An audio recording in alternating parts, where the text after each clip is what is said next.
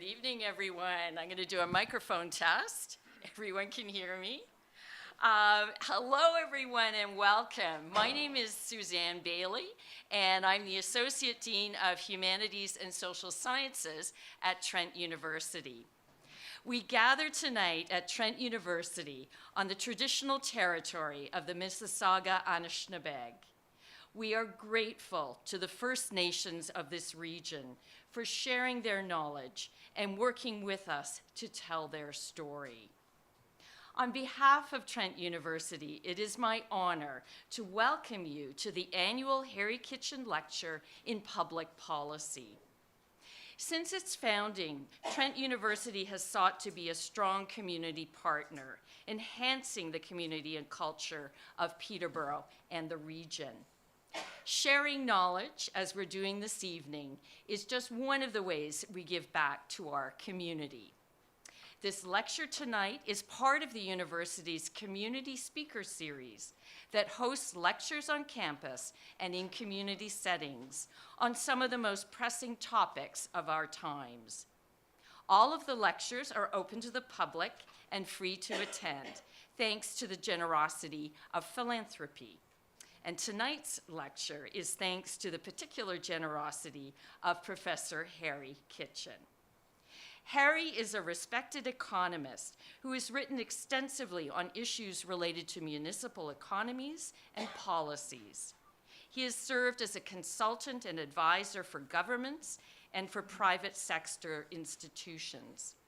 And among his many honors, Harry was awarded the Queen's Diamond Jubilee Medal for contributions to research on municipal finance and governance. On his retirement, his colleagues and friends recognized his contributions to Trent and to the field of public policy by establishing this lecture series. The objective of this annual lecture is to provide Trent and the wider community access to experts in the field of economics and public policy. On behalf of Trent University, thank you, Harry, for your vision and dedication and for the legacy you have left our university. Now, we're fortunate to have Harry Kitchen with us tonight, and I'd now like to invite him to introduce tonight's speaker. Thank you.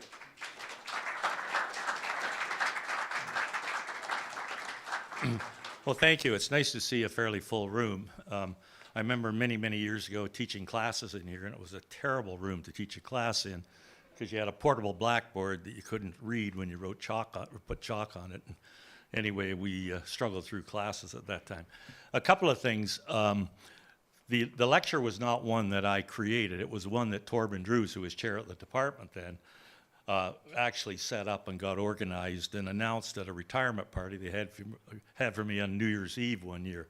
I was invited to this retirement party because I was told that it was an old-timers reunion. I used to play a lot of old-timers hockey, and we were having a get-together, and I think I was the only one that got that invitation. Everybody else had an invitation to a retirement party. And Torben announced that night that they had generated a fair amount of money, and thanks to some friends, a couple who are here tonight who are very generous, this fund has actually now reached a point where it will be endowed. So I guess when I'm not here, and some of you are, you might remember that at least I come back and I introduce somebody every year. I never know whether I'll be back here next year. That's for other reasons. I'll try and go through fairly quickly. I made some notes about Trevor. It's really my pleasure tonight to introduce Trevor Tombe. He fits what I think has been a very distinguished list of speakers that this series has attracted. Torben started it, Byron's carried it on, and it's a list that I think, as Andrew Coyne said a few years ago, why wouldn't you come and speak with that list of speakers? And I appreciate Trevor for coming, and we were delighted to have him. He's a professor of economics at the University of Calgary, director of fiscal and economic policy at the School of Public Policy, where he specializes in advancing research and public understanding. I'm not going to repeat all of Trevor's impressive research achievements, appointments, affiliations. These are listed in his bio for the lecture. He's certainly becoming one of Canada's most notable and respected economists. And it's always nice to see an economist who's not in his 60s coming up with some good ideas and thoughts and energy and excitement. He's certainly providing important contributions to a wide range of public policy issues. Last summer, Byron and I got together to talk about this year's topic, and we're trying to figure out what Canada was going to do with Trump's tariffs. And I think, unfortunately, Canada's still trying to figure out the same thing. I mentioned I'd heard Trevor at the CEA meetings in Toronto the previous year, Canadian Economics Association meetings, where Trevor was talking about the gains in economic activity. If some of the interprovincial barriers on the trade sector, I believe it was at that time, could be removed, I was staggered at the actual net increase in economic activity from what I thought was relatively a simple thing. Or as Paul Hickey said to me in an email quickly the other day, I thought interprovincial trade barriers were all about selling alcohol. That's all we ever hear about. And recently, Trevor's contributions have surfaced in a couple of ways. Some of you may have read the Globe and Mail, in the editorial in the Globe and Mail a week ago today. It was a very powerful editorial citing the gains that could be made if we could eliminate the interprovincial trade barriers. They cited an IMF study as being background for their evidence. So I Googled the IMF study, and of course, Trevor was one of the major contributors to it. In January, about 2 weeks ago, a week and a half ago, the Institute for Research of Public Policy in Montreal released a commentary on the politics of internal trade. This was co-authored by Trevor. This is a frightening narrative on the political challenges and difficulties that this country is going to face to try and get the provinces to go along with removing some of the barriers. And I think I would recommend everybody read it. It really is. I presume we'll hear a bit more about it. It really is, I think, going to be a major hurdle, but let's hope we can overcome it. Sitting here in Ontario and showing some of my biases, I have to make a comment on a couple of other issues that he's been a major contributor to. He lives in Alberta with our Premier Daniel Smith. And Alberta did a study on the benefits of having their own pension plan and withdrawing from the Canada Pension Plan. And they were very generous. Trevor did an analysis. You can Google this information. Trevor did an analysis of the study and discovered that the results were based on very generous assumptions. And that if you run a number of different scenarios or models and you take some more realistic assumptions, you may get a very different result, that the benefits won't be nearly as high and they may not be there much at all. And of course, I think the debate continues on whether that's going to proceed. The other comment that I might make, Trevor's on a committee where you're going around Alberta. What's the committee called again? The Alberta Next, where you're going around and looking at or listening to people talk about it. And apparently attending a meeting, Daniel Smith stood up and talked about maybe we should get out of the federal provincial equalization program, a program that's been in existence for a long while. And I was reading Andrew Coyne's comment about a week later. He was talking about it, and he said, Trevor Tombe was sitting there, and as soon as that came out, he grabbed for a bottle of water and took a huge gulp. And I'm not sure whether that was true, but the point I'm trying to make is that Trevor's been instrumental in saying, listen, there's nothing wrong with the federal provincial equalization program other than a bit of tinkering could do with some of the problem that Alberta has is they're the richest province in Ontario, so they don't get money from it, where the poorer province do, but that's what the program's designed to do. So he's been basically leading a bit of a charge, I think, on trying to maintain federal provincial equalization. Anyway, I shouldn't go on. I don't want to steal your thunder, but I'd like for all of us to give him a hearty welcome, and I'm sure this is going to be a very entertaining presentation. Thank you very much. I'd just like to make a quick announcement. I understand there's a class here, and we need anyone who is here for the class to check in on this sheet before you leave, at the table outside before you leave. Okay, so thank you very much.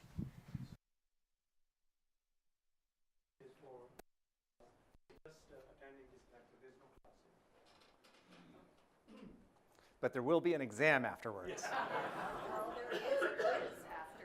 This is why they need to.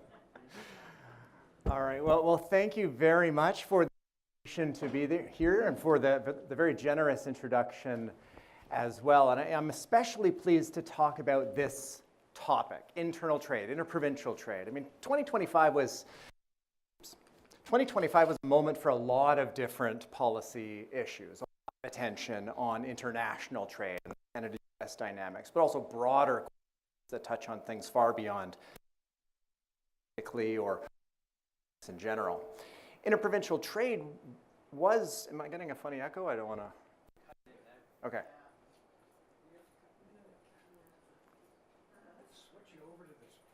Okay.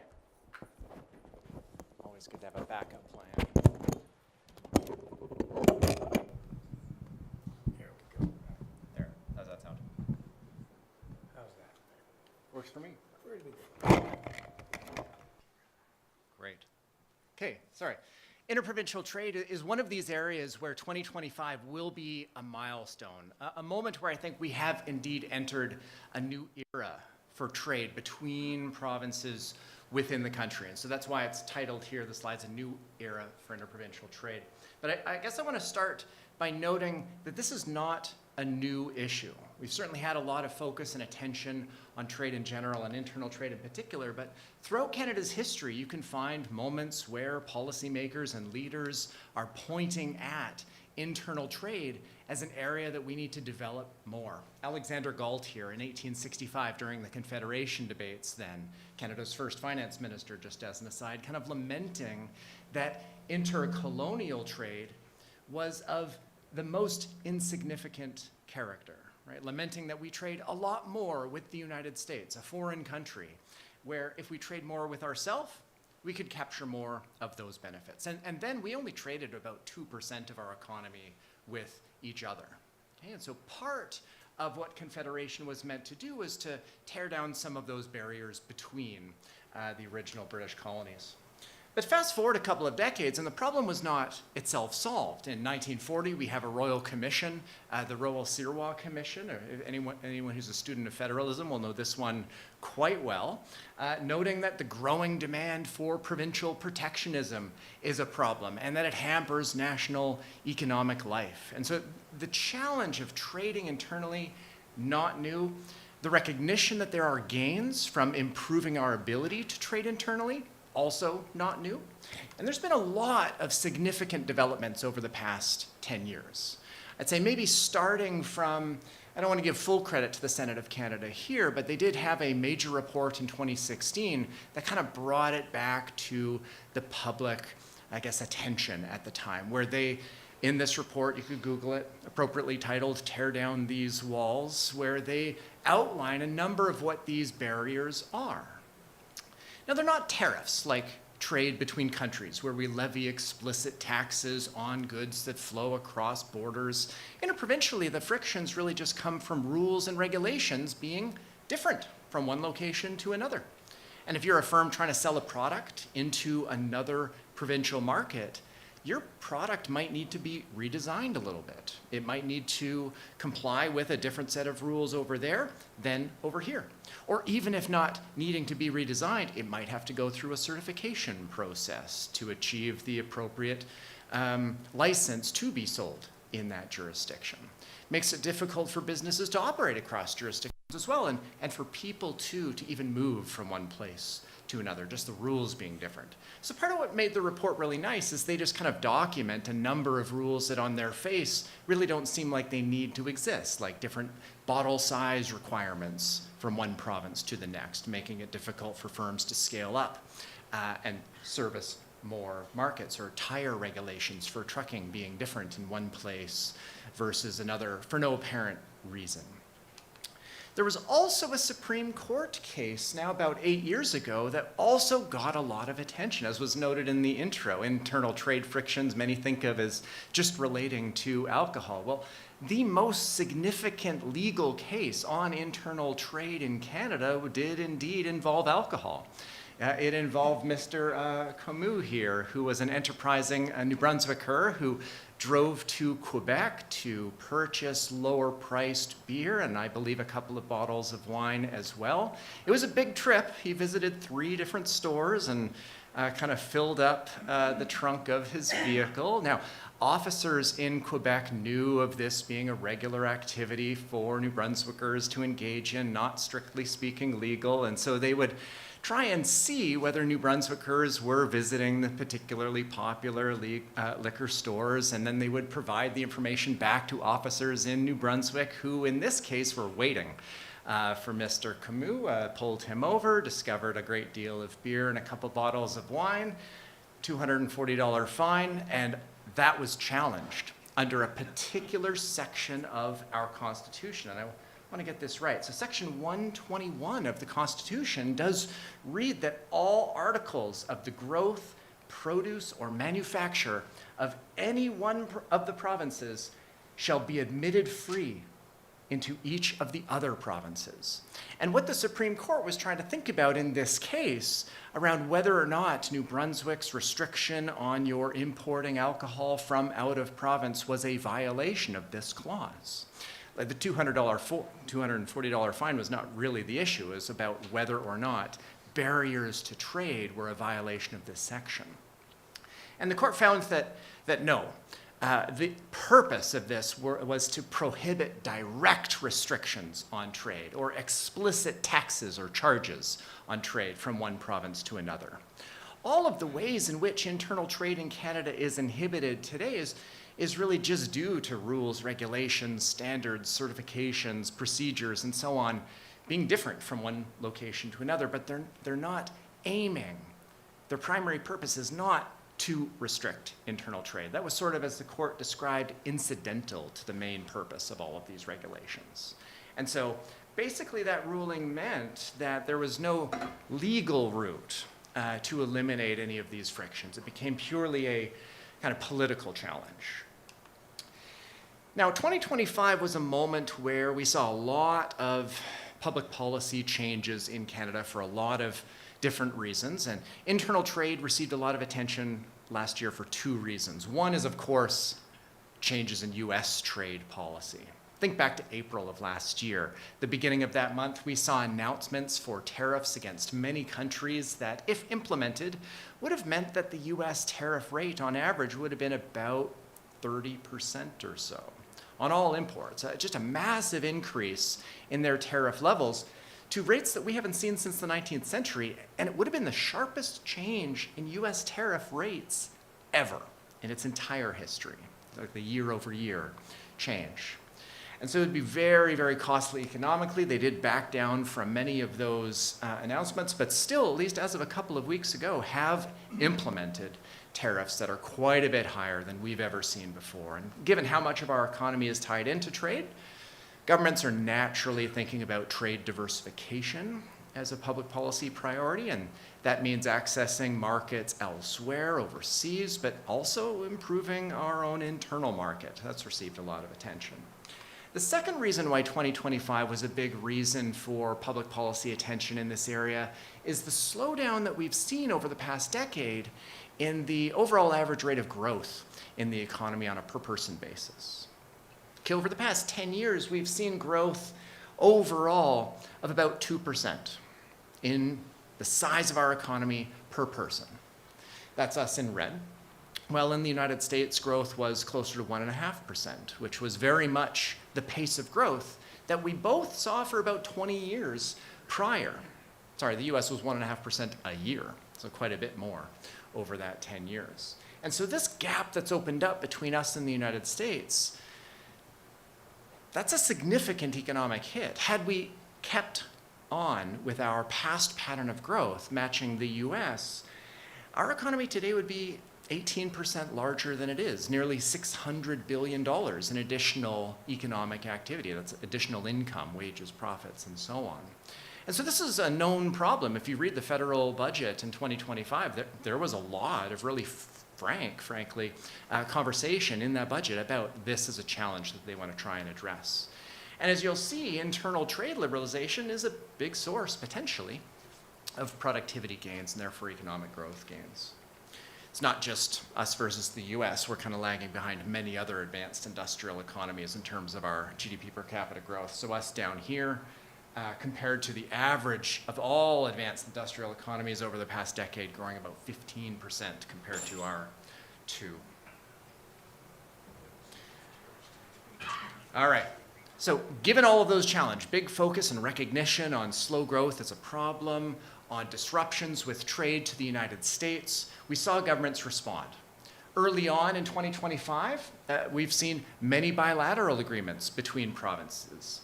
These memorandums of understanding between, say, Ontario, Nova Scotia, or Ontario and New Brunswick, as we're seeing here. There was about 20 of these agreements signed across the country involving many different pairs of provinces, effectively committing to allowing goods and services that are legally allowed for sale in one location to be allowed for sale in another, even if not technically compliant with rules in our province. If it's good enough for you, it's automatically good to go for me as well. Now, these are just MOUs. They don't themselves do anything. But late last year, we saw a national agreement now in force called the Canadian Mutual Recognition Agreement. This is also something, perhaps the most ambitious public policy change on internal trade that we've seen in quite some time, where all of the provinces basically committed to, with some exceptions, recognizing a good that is legally allowed for sale in one location to be allowed for sale in another. So that's a really big change. But there's still a lot of gains left on the table. So the IMF study was cited, and so that was a great project to be a part of. It's basically estimating that all of these restrictions might be dragging down productivity overall in Canada by about 7%, which is equivalent to just a little over $200 billion. 180 of the 210, though, comes from liberalizing services. So liberalizing goods, the mutual recognition agreement, not nothing, right? That we would estimate 30 billion in gains if it, applied to all goods. It doesn't. There are exceptions, but that gives you a sense of the scale of those potential gains. It's services where the gains are biggest. And I'll circle back to that in a bit. So suffice it to say, I guess that was a long-winded way of saying internal trade is a very important area of public policy, a very active area of public policy, and one that I think we'll see many more changes to come later this year and beyond, because there are real barriers and the gains are quite significant. So through most of this talk, I want to give you a sense of how do we know that, right? What makes us think these barriers are large, other than the anecdotes that exist? How do we go about estimating the overall size of trade frictions? And how do we go about estimating the potential gains, right? When we see headlines of the IMF estimates 7% gains, where does that number come from? And I want to give us some intuition to think through how that number is arrived at. And I think really simple intuition as well. But first, just a little primer on internal trade, because it is different than international trade, and the differences matter. So first, we do indeed, just like Alexander Galt was lamenting a long time ago, we do trade a lot more internationally than we do internally. The gap is not as large proportionally today as it was then, but the gap is still pretty meaningful. Today our internal trade is roughly equivalent to about 17% of overall national economic activity, whereas international trade is equivalent to about 1/3, so about double. So we do a lot more trade, a lot more north-south trade with the United States than we do with each other. Now notice that wasn't always the case, at least in recent decades. If you go back to the early 1980s, the volume of internal and international trade was roughly the same. We trade a similar amount with each other within Canada as we did internationally. But that fell internally while it grew internationally. We saw the Canada-US Free Trade Agreement, NAFTA. We've seen more recent trade agreements, the TPP, CETA. We've had lots of bilateral trade agreements with many countries. So trading internationally has just gotten a lot easier with those agreements coming into force. Many of them very deep, comprehensive agreements to facilitate trade, not just tariff reductions, but many other reforms to go along with them. While internal trade really hasn't seen much until recent years, and I'll talk about that.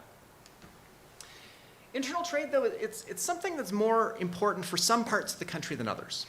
So in Ontario, it's the least important. Only about 11% of Ontario's economy is accounted for by internal trade with other provinces or territories. But notice in the Maritimes, it's about 1/3 Or Manitoba, Saskatchewan, nearly as high. Or the territories, over half. And so there is a systematic pattern here that I think is interesting and important. Small provinces disproportionately rely on internal trade compared to large provinces. That's not just a fun fact. That's important to know because, at least in Canada's case, the smaller provinces, think about the Maritimes in particular, or Manitoba as well, are also the lower income regions. And so liberalizing internal trade is going to have larger benefits for those provinces because they engage in a lot more of it. And that'll not just lead to national growth, but also lessening the degree of income inequality across locations in Canada. So there's both an efficiency benefit, if you will, and an equity benefit. So there's an interesting added bonus of internal trade liberalization. Finally, what we trade matters as well. And this is very different than international trade. If you look at what we trade with the US, it's about 80% goods, 20% services. But internally, we trade 60% services, 40% goods with each other. And so the mutual recognition agreement, conversations about alcohol and food trade, and all of that is about the red line. Important, no doubt, but we trade more in services than in goods. And the barriers there, you might be wondering, what's a barrier to the trade in services? Well, there's about 700 or so provincial occupational licensing bodies that mean your ability as a service provider, say a certain professional service to a client, requires you have a license to sell that service. And some people have multiple licenses in different provinces, but that's costly, it's time consuming, it's a hassle. And so it's the licensing process that's the big barrier to the trade and services. It's also a barrier to the ability of individuals in one location to easily move to another. But economically, perhaps the most significant drag on GDP and productivity is inhibiting services trade rather than physical labor mobility. Given time, I'll jump to how we measure internal trade costs. As you hopefully have a sense of what we trade, how costly those trade flows, or what the costs are that they face when they cross a border, this one's a little tricky. Because unlike international trade where you can just Google the tariff schedule and you can see it, you can't exactly Google a list of interprovincial frictions because it is this limitless list of all the little nitty-gritty differences in every rule and regulation or standard that prevails in one location relative to another. And there's not like a database of barriers that you can look at. That's a problem for policymakers because what they want to do is find a barrier and then do something to it to mitigate it. But it's just everything's kind of a barrier to internal trade if the rules are different. Firms will have to incur costs, time, hassle to comply. So to measure how big they are overall, we need to infer it from something, because we can't directly see it.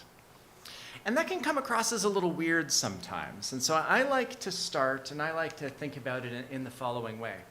Now, I don't know whose quote this is from. I heard it in grad school, and it kind of stuck with me, that there's nothing more dangerous than an economist with physics envy. But I still like this example, so bear with me. We infer things that are unobservable all the time. Okay? Think about dark matter. Okay? We don't see it, we infer it. And so on the left, we're looking at, I think this is a Hubble image here, where we're looking at a galaxy cluster billions of light years away. And this particular one, it's like 1.5 or so million light years across. It's just this enormous cluster. And then if you squint, you can kind of see these blue, distorted, lensed things around it. Those are galaxies that are behind the cluster, way further away. But the gravity of that cluster kind of gets lensed around so that we can see the things distorted even though they're behind. And mathematically, we can infer how much I'm obviously an economist, not a physicist. How much gravity there is, how much mass there is in that cluster in order to generate the distortions that we see. And then on the right, we infer where the dark matter is, even though we don't see it. We infer its existence. We have a model, in this case of the universe, and we back out from the model something that we're not directly observing because we know it must be there because we can measure an effect it's having. And if we have confidence in the model, things we infer from it have value, right? They're informative, right? And we can validate the model in different ways, right? So we can have levels of confidence in it. We do that in economics all the time as well. I'm not going to go through all the details of the technique, but the underlying intuition is actually really simple.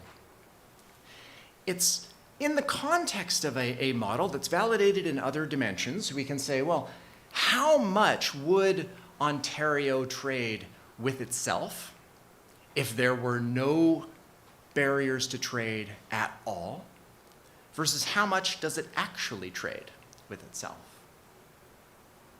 If trade barriers are high, you trade a lot more with yourself than you do with others. If trade barriers are infinite, then you only trade with yourself. And so if we look at the data in Ontario, we see that it trades nearly 3 out of every $4 of spending is on something produced in Ontario. But if there were no frictions whatsoever, Ontario would spend only about 1/3, 1 out of every $3 on things produced in Ontario. We don't need to go into why, but it's the gap that allows us to infer how big trade costs must be. Given we trade a lot more here in Ontario with ourselves than we think we would if there were no trade costs at all, how big are the trade costs that kind of bridges that gap? There's a little bit more to it than that, but that's all the intuition you really need. We trade less than we think we would if there were no trade costs whatsoever. I'm going to skip the math. The results are, though, that there's a lot of costs to interprovincial trade. It depends on the provinces, it depends on the products, and what you're looking at here is a full distribution of the costs of interprovincial trade across thousands of product-province combinations within Canada. And the overall average is about 78%.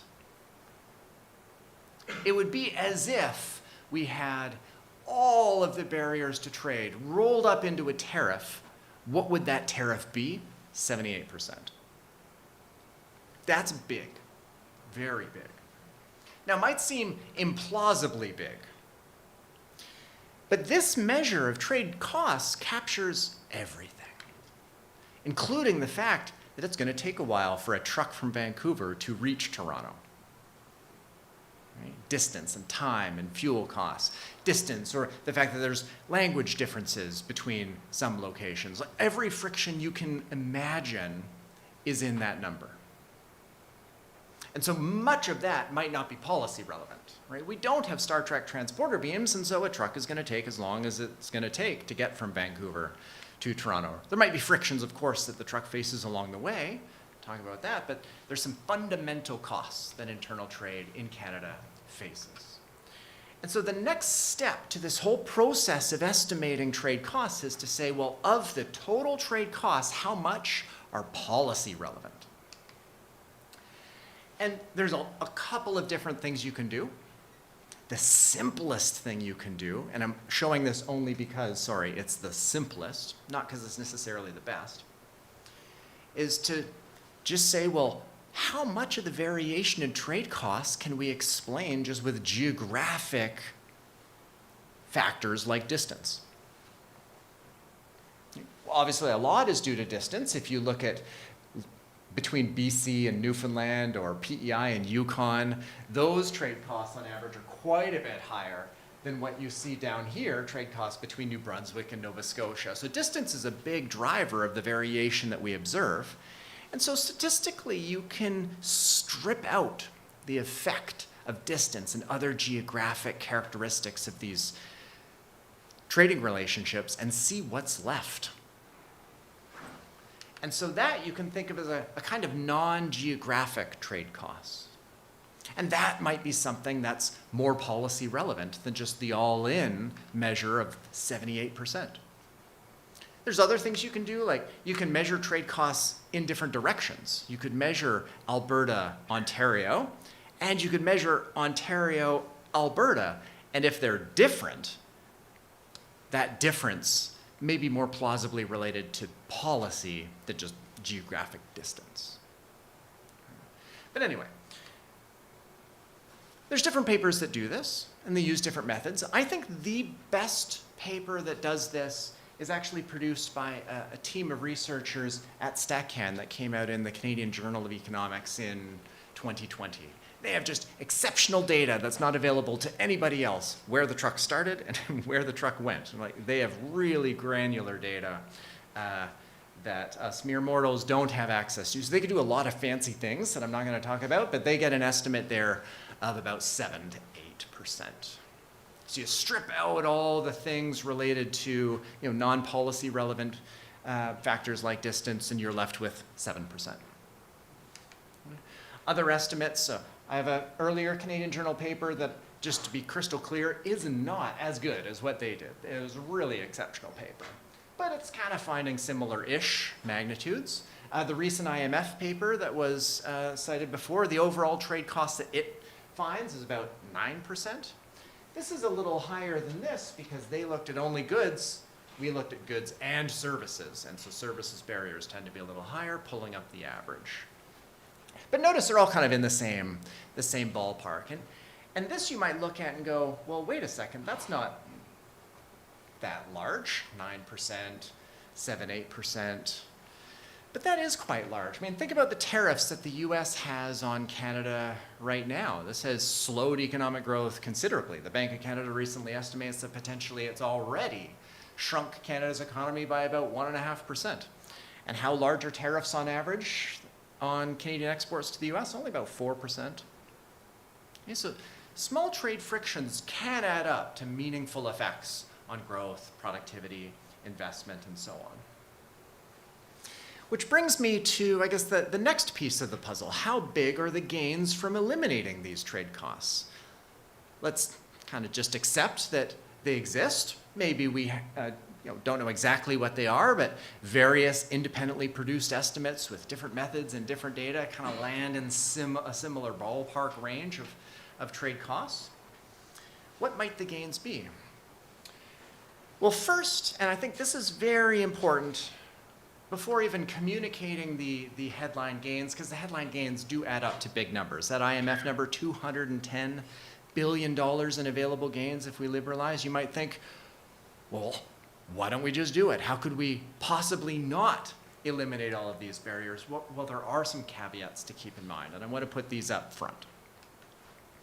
First, these are long-run gains from internal trade liberalization. And like trade liberalization in general, there are sometimes costly adjustments that need to occur.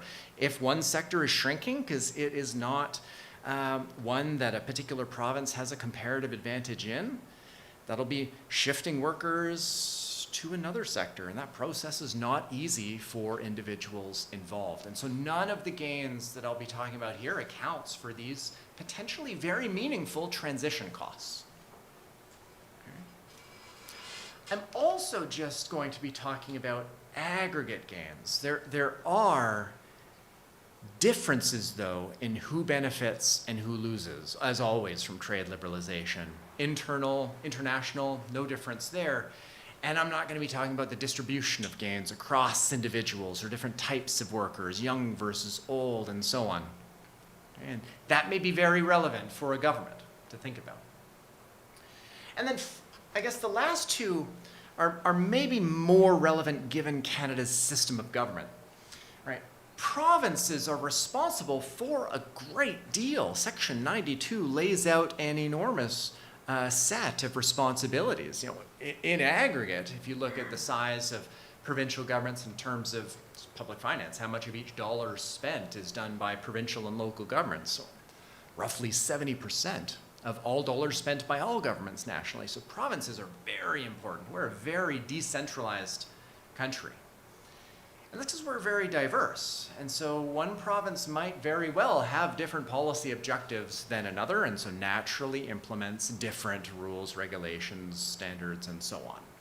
And they might be achieving legitimate objectives. And by that I mean to say they might be yielding benefits that are worth the cost of lower productivity from internal trade frictions. But finally, federalism. This is perhaps the most interesting one for me to keep in mind, is that because we're decentralized, provinces are responsible. And if we were to enact something that says, oh, the regulation on truck tires in any province is allowable into any other, regardless of what the local rules say, then that does limit the degree of autonomy and independence that provinces have. So when provinces sign this mutual recognition agreement, what they're doing is giving up a little bit of independence. Which is why it was such a remarkable agreement, right? I wouldn't have guessed that such a broad agreement, even though it's fairly narrow in the grand scheme of the challenge here, it was quite significant for provinces to say, you know, with the exception of a couple things we're going to list, food, alcohol, and other very narrow exceptions, we're just going to defer to each other. It was provinces recognizing or reprioritizing maybe the economic gains versus the provincial sovereignty, if you will. But all of these kind of mitigate against just this instinctual knee-jerk reaction of, oh, well, let's just eliminate all of the trade barriers, full stop, because there might be reasons for them. And that's what makes public policy difficult, but also interesting. There's always trade-offs. There's always winners and losers. There's always pros and cons. With all that said, let me just focus now on the benefits and the pros. I want to show a picture on how we estimate the gains from lowering trade costs. At first, because of time and complexity, I'm not going to go through the actual underlying model, like a full general equilibrium model of how we really precisely quantify the gains, but luckily, a simple picture really captures it all. And you might have seen a picture like this. Maybe it's been some time since you've seen a supply and demand diagram. That's okay. Demand is the buyer's side, supply is the producer's side. If there was no trade whatsoever, then you would just have an equilibrium in this market where the number of units that buyers want equals the number that suppliers are providing, where demand meets supply, and there you go. But trade allows you to import. It allows you to have a gap between demand and supply, where the quantity that consumers want exceeds the quantity that's being supplied domestically, and that's imports. So what trade costs do is they make bringing in items from elsewhere more expensive. Explicitly so when it's a tariff, when it's a tax on that import. Effectively, it's shifting up the cost that you can import at, meaning that some less efficient domestic producers might come on the scene, or existing ones scale up, and consumers will cut back the amount that they want to purchase, and imports, which is the gap between the two, those will shrink. So that's a tariff, and you might have seen that picture before. Tariffs raise revenue, okay, and we can do something with that revenue. In the case of the US, this gets a lot of attention, right? They have some fiscal challenges there where the amount of revenue from tariffs is pretty meaningful, and dare I say, might create a challenge for even a future president eliminating a lot of the tariff increases that we've seen. But more important for us is that revenue isn't free, right? This tariff raises revenue, but also distorts behavior in a way that lowers economic efficiency. It brings on the scene less efficient domestic producers. Consumers cut back the amount they're purchasing, even if they kind of have a higher willingness to pay, a higher valuation for that product than the world price. And we shade triangles and call them deadweight loss triangles when we're trying to illustrate the size of inefficiencies. So you can't get away from deadweight loss triangles in most economic classes at one time or another. So this is kind of why tariffs are potentially something that drags down productivity.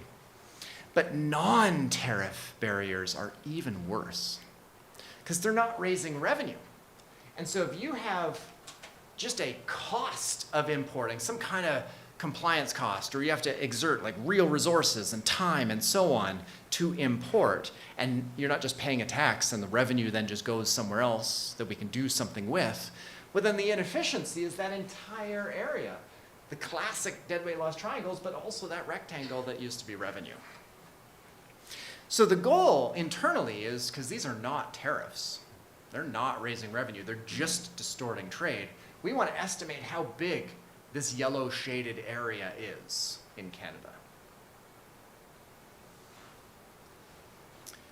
But what if we're just talking about little costs? That might look like this. Tiny little costs, just making it a little bit more costly to bring an item in from abroad. But now kind of squint your eyes a little bit and look at this yellow area. It's almost a rectangle. It's got a little bit of triangle-ness on the edges, but they're small, it doesn't matter. It's basically a rectangle. And so the area of this yellow thing, it's kind of basically just the area of a rectangle, and that's easy. How big is it? Like how wide is it and how tall is it? Well, how wide it is just basically how much you're buying from elsewhere. How big are the imports? What's the trade volume? And how high the rectangle is, that's just the cost, which we just estimated. So at the end of the day, product by product, trading partner by trading partner, across all these tens of thousands of possible combinations, you should just picture it as this exercise of estimating a bunch of rectangles. How much we're trading and how big the costs are, multiply the two together, and you get a number of the lost economic efficiency. Just to show you an example of that, the best estimate here from the CGA paper a couple of years ago for food, they estimate these internal frictions are equivalent to about 4%. That's the cost in food. How much do we trade in food? Well, we trade something roughly equivalent to 1.6% of GDP. Multiply those two numbers together, but then scale it up to make it dollars in terms of GDP, you get 1.9 billion. So 4% of 1.6% of 3.2 trillion equals 1.9 billion. So this kind of simple exercise, multiplying two numbers together and then scaling it to the size of Canada's economy, that's basically all that's going on under the hood.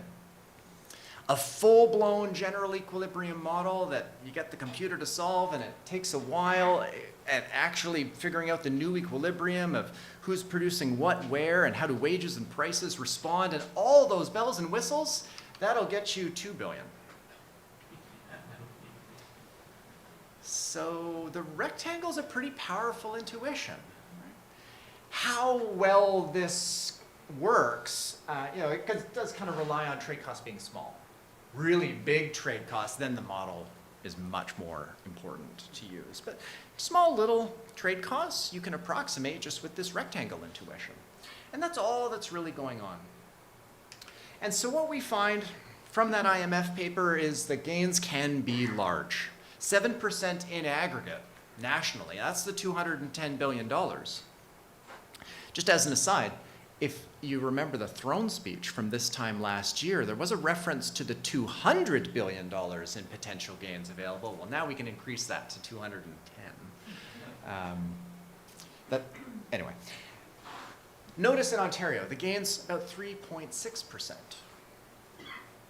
BC, Alberta, a little larger than that, but still less than the 7% on average. Quebec kind of near the national average there at 7. But notice Atlantic Canada, Manitoba, Saskatchewan, the territories, the gains are quite a bit larger. So you do have meaningful national gains, but you have some very large gains in smaller jurisdictions. perhaps this is why early in 2025, it was Tim Houston, the Premier of Nova Scotia, who was really leading the effort to liberalize trade, really pushing other premiers to do more, quite successfully, because they know the gains are larger for them than elsewhere. So just in the last couple of minutes, because I don't want to creep over time, I'll note policy options here to kind of wrap things up. So the costs, we can measure them in different ways, strongly suggesting the costs are real and meaningful in size. The gains, also quite material, especially in lower income, smaller jurisdictions. Well, what can we do then to try and move the needle? We can do a lot. The first point I want to make is that we don't necessarily need to do a lot together. Provinces can move on their own. A province is incurring some of the costs of trade frictions by simply not recognizing that rules and regulations or standards that prevail elsewhere can be substitutable for rules and regulations and standards that prevail within their own province. I can say that if you have a professional credential, you are allowed to practice in my province, whether or not your province does the same. You can say that if the truck configuration is allowable in Manitoba, it's allowable in Alberta automatically. You don't need agreements with anybody. You can just implement on your own. And it turns out that of the gains that are available from full liberalization, where we're each kind of stripping down the barriers against each other, if one province just moves in isolation, it can capture, in some cases, most of the benefits. So what we're looking at here are the gains that are available from kind of a generic 10% reduction, just to illustrate the point. In dark blue, that's the gains that are available if only you lower the import costs, right? Not the export cost to somewhere else. In Alberta, it's a majority of the gains. In BC, it's half the gains. In Ontario, it's a minority of the potential gains, but in most provinces, provincial governments can capture a lot of the gains on their own. Okay, so that's kind of policy option number one. This is not something that's really been implemented in a really big way. I will note that Alberta has, or its former Premier Jason Kenney in 2019, it seemed to me like the plan was to move in this direction. Because in 2019, there was a big effort then to try and push to a broad national comprehensive mutual recognition agreement on what sounded like everything. And the Premier said if we couldn't reach that agreement in a year, then Alberta would just do it on its own. But then COVID happened and everything kind of fell off the priority list. But that's point number one. Point number two is to remember that we have done a lot. Right? Governments haven't just been sitting around. We've had tons of agreements since the 1990s, some more ambitious than others. The four Western provinces, through the New West Partnership Agreement, have, I guess, one of the most comprehensive and deep ones. The Mutual Recognition Agreement in 2025, I mentioned that already. But we have something in Canada that is interestingly called the Canadian Free Trade Agreement. And if you haven't heard of that before, you might think, oh, which country is that with? It's with Canada. It's provinces enacting on the 150th anniversary a kind of new way of thinking about trade internally. And I think it is a really interesting change of how we approach this. It's a broad agreement, covers most of the economy, has a lot of strict rules around a lot of different aspects that matter. But what it does that's kind of new within Canada is it sets up a lot of these kind of sub-bodies and working groups and tables that are continuously churning through the challenge as we speak. Okay, there's a kind of an established secretariat that exists to work through things. And it's potentially a big deal. It's still early, but it's this new ongoing process that's never going to stop. to smooth out a lot of these regulatory differences. So if we don't enact something that's just like an automatic mutual recognition, then the next best thing we can do is to at least adopt the same rules, harmonize the rules and regulations. And that's kind of what this is, through what's called the reconciliation and cooperation table. Very slow, and I'll just briefly describe it given the time.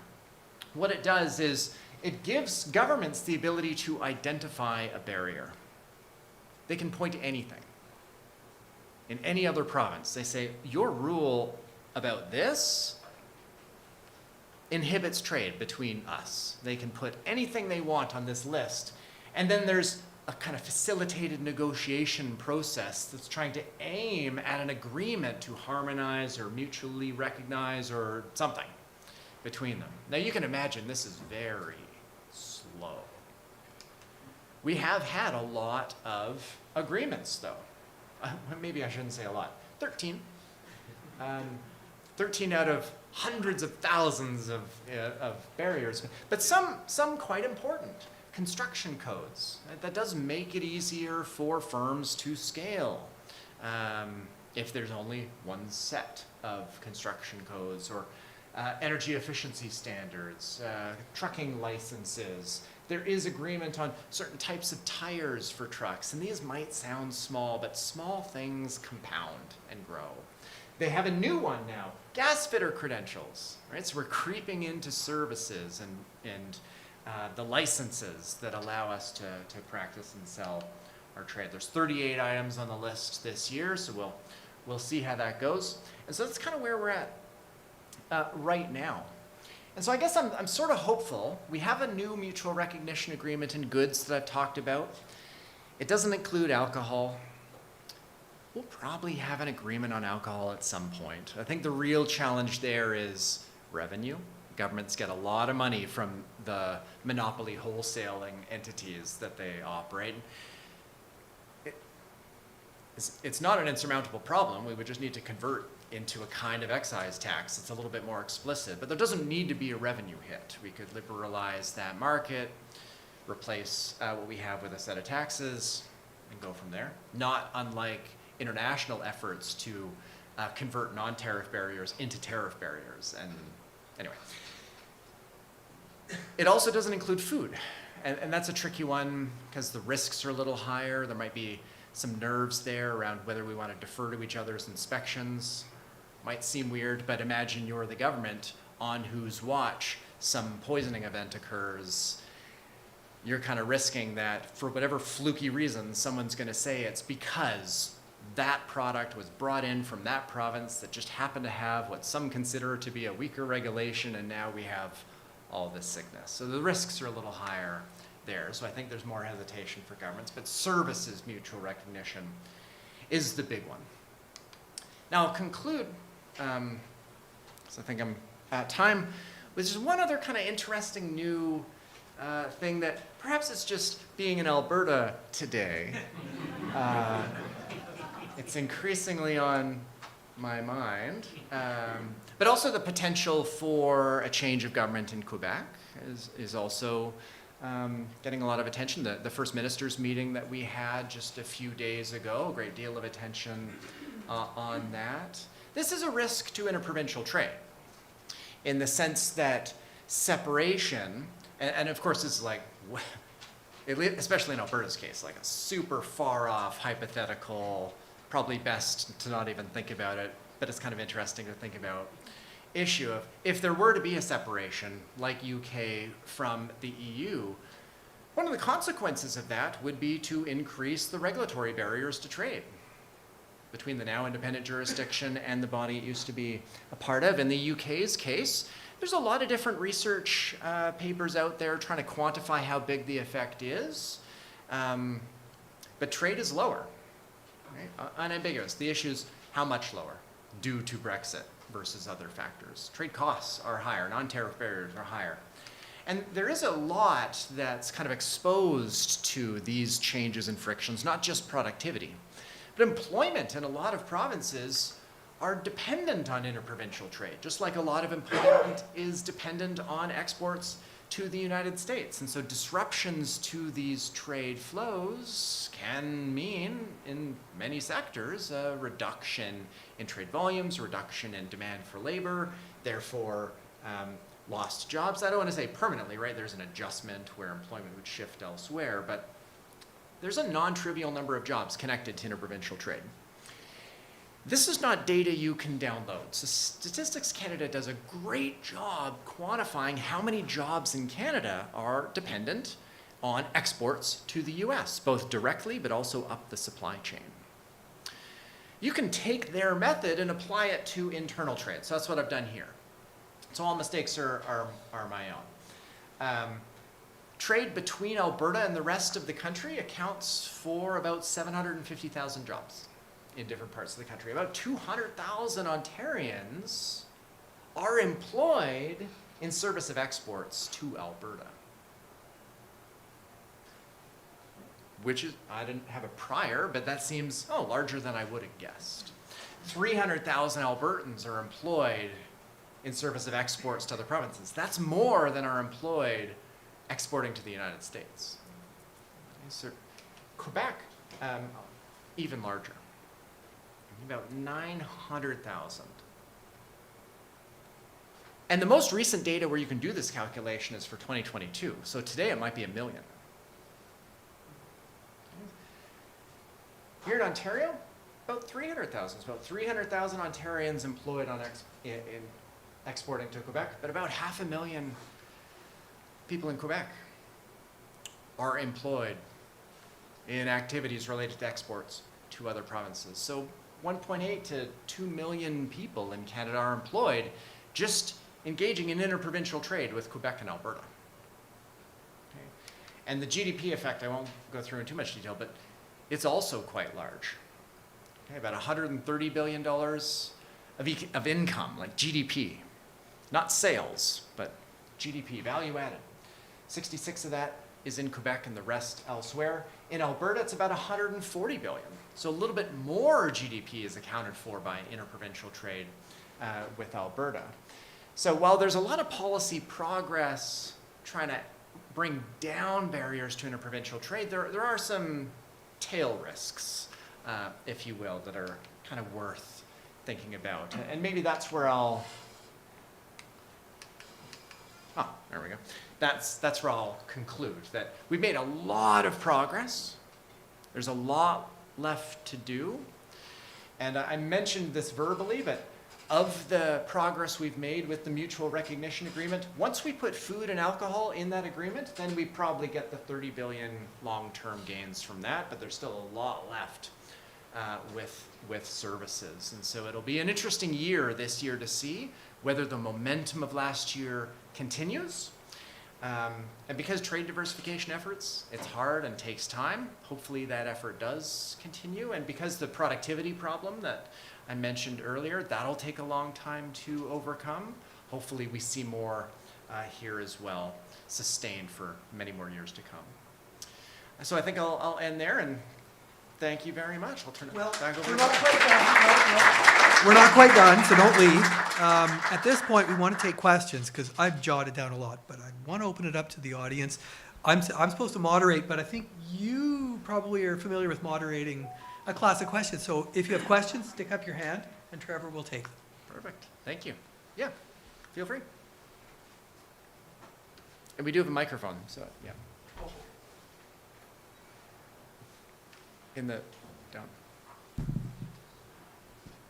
Yeah. Sorry. Earlier on, you spoke about comparing to federalism and how a lot of the risk that comes in this. You even mentioned the risk of people seceding and leaving the country, or even just taking, as we've seen, a radical change in political alignment in a province, saying actually we're putting barriers back up, we're shutting off. Is there ever a point where there'd be consideration of saying, is there, I guess, not full federalism, but to say, hey, agricultural safety and standards are now set at a federal level. We're now leaving this to an oversight. You see this in certain countries. Recently in Japan, there were some issues with that, where I guess their food minister forgot to change certain quotas, which of course issues on that end. But would there ever be a consideration of what impact that might have to say, well, we're going to pull this away from the provinces, still within the charters, I guess? Yeah, that's a really great question. So I've been talking a lot about the provinces here, and I actually don't think I've said anything about the federal government. But there's a lot of ways in which the federal government kind of adds a little bit to the frictions to interprovincial trade as well, and food's one of them. So there is a federal food inspection agency, and it's tasked with inspecting food. International shipments go through them, but it's also responsible for interprovincial shipments as well. And so you have situations where you have provincial inspections occurring and federal inspections occurring for literally the same item. And that's obviously adding costs to businesses involved. That's one of these frictions to internal trade. It's a known problem. What makes it a unique challenge to overcome is that our international commitments require a certain standard be met. Otherwise, we risk foreign export markets putting up barriers in response to having a lack of confidence in our procedures here. So the feds can't just defer to provinces writ large without knowing and being able to demonstrate that the provincial inspection regime is at least as good or good enough to satisfy international commitments. So that's one challenge, not an insurmountable challenge, of course. Trucking is another one. So truck transportation that crosses provincial boundaries is federally regulated. And that's an issue because the way the regulations apply are kind of at the firm level, even if the shipment in question is just going from Peterborough to Toronto. That's not crossing a provincial boundary, but if the firm opted for federal regulations because it ships sometimes to Quebec or wherever, so there's different costs there. There's Ontario trucking regulations, there's federal trucking regulations. So what Carney recently did with the One Canadian Act, or at least what I should say is signaled that they might potentially do, is deferring to provincial regulations on all these areas where the province is equivalent. And I don't believe they've really followed through in a really big way on that. But there was this recent MOU with Ontario, and I don't know the full details or the scope of that. But that's how you would eliminate those frictions. It'd be the feds to mutually recognize with provinces or defer to provinces, or vice versa, if it makes sense. There's no constitutional ability, though, for the feds to just take over what is appropriately a responsibility of provinces under Section 92. So there's not just some ability for them to step in. What some have suggested, though, is they can make grants to provinces conditional on taking certain steps. You could imagine like the health transfer, saying, oh, you don't get a health transfer unless you recognize nurses from New Brunswick. That would be a big move for the feds to do it, but that's an option that they could do.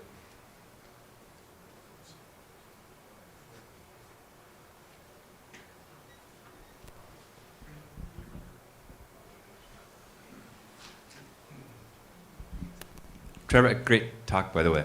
I'm just curious, as somebody who is involved in calculating the size and scale of some of these dollar figures, are there other countries and jurisdictions that you look through that have, I guess, similar types of federalism? You know, I immediately think of how different we are than our friends / enemies to the south.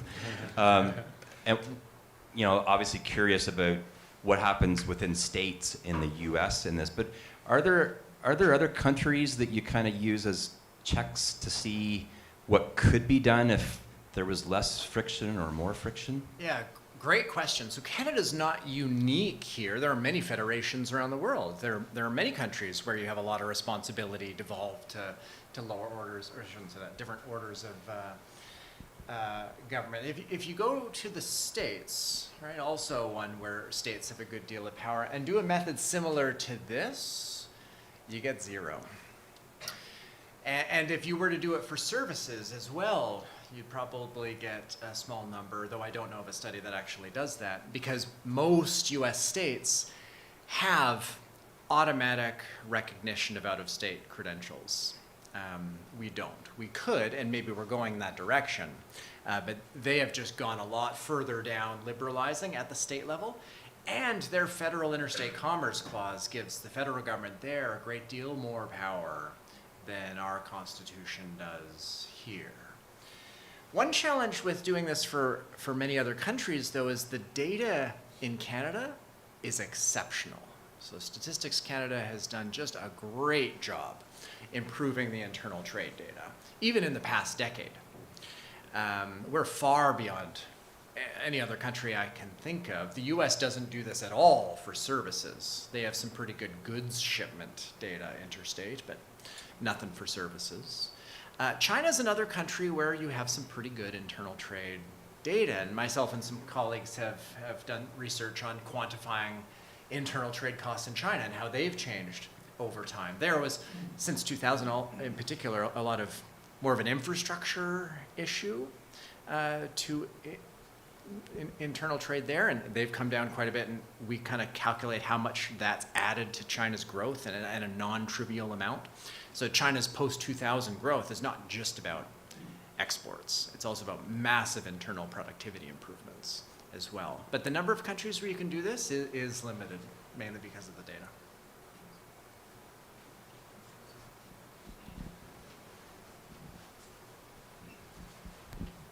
Hi, I'm just struck by, it's Chris Stummett from the History Department, so I know nothing about economics. But I'm struck by, I do know a lot about policy and federalism. I'm struck by the significance of the costs of low productivity, of the cost of trade barriers, the significant international challenges, and what seems like a pretty anemic policy response. When you're going through the Canadian Free Trade Agreement and saying, well, we've got it on these, the tiniest of things. So I wondered, some thoughts on why that's an anemic policy response, and then I guess I would just push back a little bit about how much some of these things are actually in Section 92. I think the question about what's assumed about there is I would say more up for grabs than is there, and there's also if Canada is in such an extreme economic crisis, there's always the unthinkable, which is the power of disallowance. Yeah. So a couple great questions there. Sorry, disallowance. I love that one. I'll turn to that one at the end. I guess I look at some of the policy developments in recent years as, yes, incredibly slow. Like the CFTA, one of the early wins was agreeing on first aid kits on work sites. Fair enough to have a requirement that there be a first aid kit in your Tim Hortons.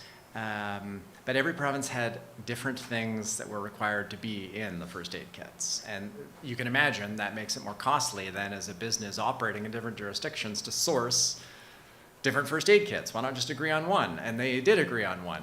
That sounds small, but that is literally saving millions of dollars across the country. And so it's slow relative to the aggregate, but it's quite meaningful each time they make one of these decisions. So it's a slow ratchet effect towards more liberalization. So the benefit cost calculation here for this process, I think is a no-brainer. Do we stop with that? Absolutely not, because it is slow. But then in 2025, this mutual recognition agreement, still very new, so we'll see how much businesses are able to now take advantage of it. That was a massive agreement. BC characterized it as the largest red tape reduction in Canadian history. And I don't know how you would measure that, but it doesn't feel wrong. Where for all goods, except specifically enumerated exceptions, and food and alcohol, what's good in one province is good in another. And even that's progress, having a specific list of enumerated exceptions. Now we can point at the exceptions and have them eliminated. Like the CFTA had many, many more exceptions than it does now, because they've gradually been removed as people point at them and say, why is that there? So I think a lot of progress has been made in 2025. And some of these MOUs between provinces go further than that. So Alberta and Nova Scotia have an MOU. There's not a lot of trade between them, but the MOU basically says not only are goods and services, goods mutually recognized in each other's jurisdictions, but as far as professional credentials go, professional bodies in the province have 10 days to respond to an application for a credential and can only say no if someone is not in good standing in their home province, and okay, fair enough, or doesn't have appropriate insurance. Otherwise, they are required to say yes. That's a massive change. And so we may see that kind of example set and then roll out from here. So I might be naively optimistic. You're right that in recent years it's been slow progress, but slow progress might also be durable progress. I don't know. So anyway, I completely take your disappointment at the speed. In terms of how we can speed it up through like other constitutional measures, so what disallowance is, if folks haven't heard that before, the federal government has the ability to, I don't know the right language, but basically cancel, for lack of a better word, a provincial law within a certain time period. So an act through a provincial legislature can just be disallowed by the feds. And the last time this happened was in Alberta, I think in the late 1940s, against some pretty discriminatory legislation that we were introducing there against the ability of Hutterites to do something with land. I don't know the details. But even earlier than that, the feds would do it a lot against our Premier Eberhard, who, if you haven't read about 1930s Alberta, you should. It's good times. But we haven't used it since. And so you could imagine the federal government using it against pieces of legislation that might detract from internal trade.